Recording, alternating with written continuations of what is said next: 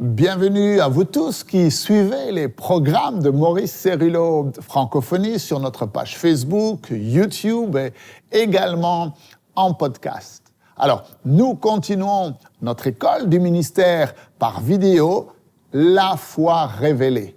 Et nous avons vu précédemment que Jésus est l'auteur et le consommateur de notre foi. C'est-à-dire que notre foi trouve son origine en lui et que notre foi est rendue parfaite en lui. Nous devons avoir la foi de Dieu. Pas avoir foi en Dieu, mais nous devons avoir la foi de Dieu. Et cela ne se produit que dans une expérience miraculeuse où Dieu lui-même dépose le don de la foi dans un cœur assoiffé et entièrement abandonné et consacré à lui. Alors, dans l'enseignement d'aujourd'hui, nous allons parler de la mesure de foi que Dieu a déposée en vous.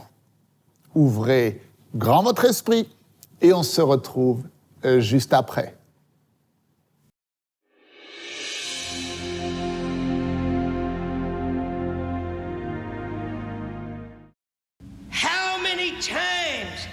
Combien de fois n'avons-nous pas entendu? Et j'appelle cette expression ridicule où les serviteurs de Dieu et les ministères et les prédicateurs essayent de nous faire penser que nous avons tous la foi. Un instant, nous allons toucher à des patates chaudes ici. Je sais que cette prédication est populaire, que lorsqu'on dit Dieu a donné à chaque homme une mesure de foi, mon frère, excuse ce petit prédicateur juif, parce que ce n'est pas le cas.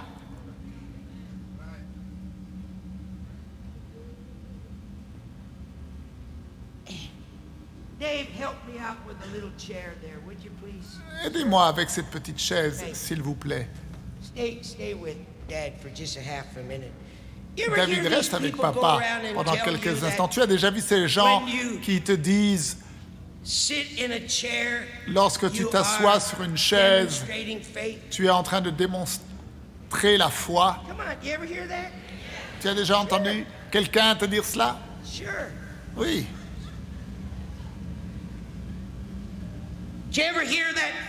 Tu as déjà entendu cela? Merci, David.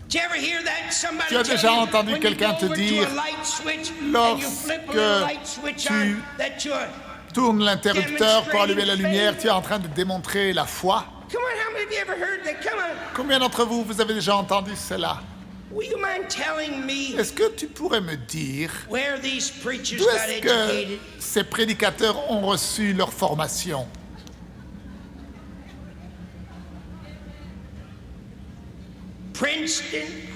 Harvard, Princeton, Yale, je ne sais pas. Un cimetière théologique, je ne sais pas. Je connais une chose, ceux qui n'ont pas été à l'école du Saint-Esprit.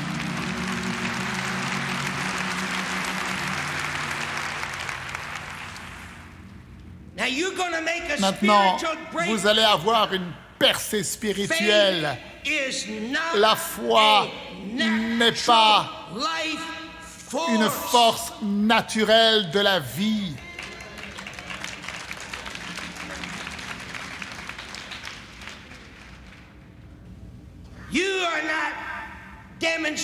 Vous ne démontrez pas la foi lorsque vous vous asseyez dans une chaise ou sur une chaise. Et tout le monde n'a pas reçu une mesure de foi. Vous dites, mes frères Cérillo, les versets pourtant disent quelque chose. Eh bien, allons dans ce verset. Romains, chapitre 12. Laissez-moi vous citer au verset 3. Paul parle. Par la grâce qui m'a été donnée, je dis à chacun de vous de n'avoir pas de lui-même une trop haute opinion, mais de revêtir des sentiments modestes selon la mesure de foi que Dieu a départie à chacun. Vous voyez, je vous l'avais dit, frère Cerullo, c'est écrit dans la Bible. Vous avez dit que Dieu n'a pas départi à tout le monde une mesure de foi. Et là, je lis ce verset et j'ai entendu des prédicateurs me dire que tout le monde a la foi et tout le monde peut l'utiliser. À qui Paul écrivait-il? Aux Romains. L'Église à Rome. Est-ce qu'il était en train d'écrire aux prostituées ou aux joueurs ou aux drogués ou aux infidèles? Non, il écrivait à l'Église. Jusqu'où voulez-vous aller? Quelle mesure voulez-vous recevoir? Je ne sais pas si vous le voulez ou pas. Parce que cela ne vient pas instantanément comme quand un popcorn explose. Ça ne vient pas comme instantanément. Comment est-ce que cela vient? Je vais te dire comment une grande mesure vient dans ta vie. Je vous exhorte donc, frères, par les compassions de Dieu, à offrir vos corps comme un sacrifice vivant, saint, agréable à Dieu, ce qui sera de votre part un culte raisonnable. Ne vous conformez pas au siècle présent, mais soyez transformés par le renouvellement de l'intelligence. Ce mot « renouvellement » en grec vient du mot « rénover ». Rénover. Vous savez comment est-ce qu'on rénove une maison?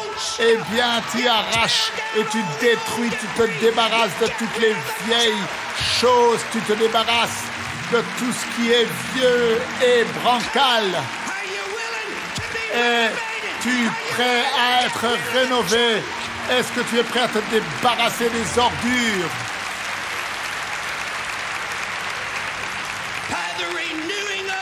Par le renouvellement de votre intelligence, afin que vous puissiez discerner quelle est la volonté de Dieu, ce qui est bon, agréable et parfait.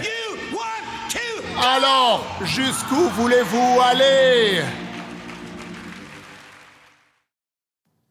Nous devons permettre à la parole de Dieu et au Saint-Esprit de renouveler notre intelligence.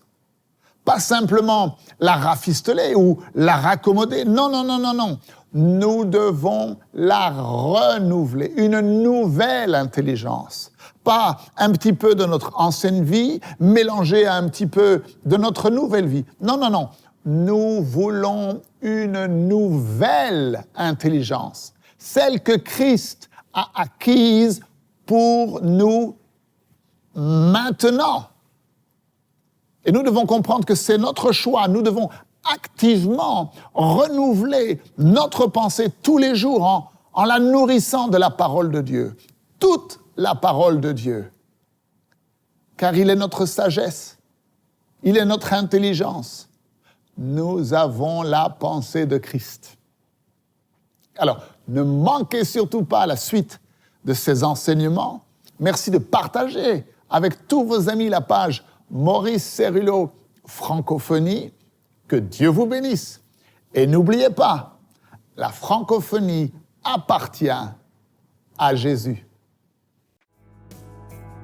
À très bientôt pour un prochain enseignement avec le Dr Cerullo.